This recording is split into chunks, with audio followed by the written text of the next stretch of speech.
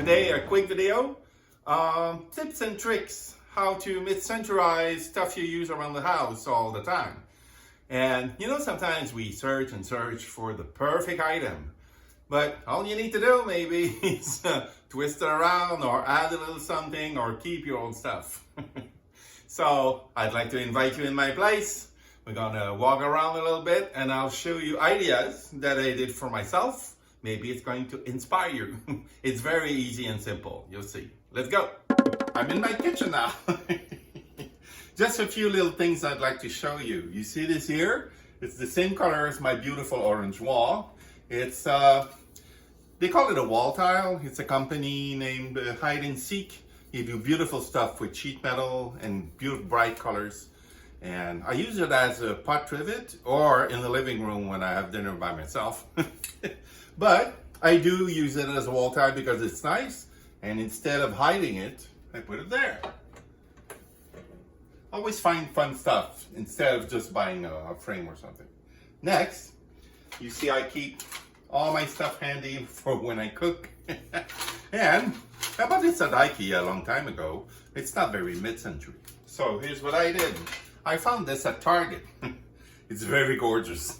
It looks a little bit like the stairway railings in the beautiful hotels in the 60s. And I love the color gold. So remember when I did the, this is too open. And when I did the bedroom lamps, I had a bit of leftover from the sheet metal. So I kept it, never throw anything away. Round it up, put it in there. There you go. Now you want to keep your knives and the bottom of this nice, so pick up a yogurt container top, put it in there, switch it around like this, and voila, how cute is that? It's very mid-century with the gold and silver and the pattern. It's beautiful. Let's get rid of this. And I do the same for my utensils because you use them 3 times a day. Might as well leave them on the counter. So here you go. How beautiful is that? That's cool. You must be wondering what's up there. It's my beautiful 4-speed blender solid state. It's an original and it's from my grandma and it still works. So instead of hiding it too, I leave it up there with colorful cans, and it makes my old kitchen that I want to change, it makes it a little bit more mid-century. I'm in the hallway now, and just a little something.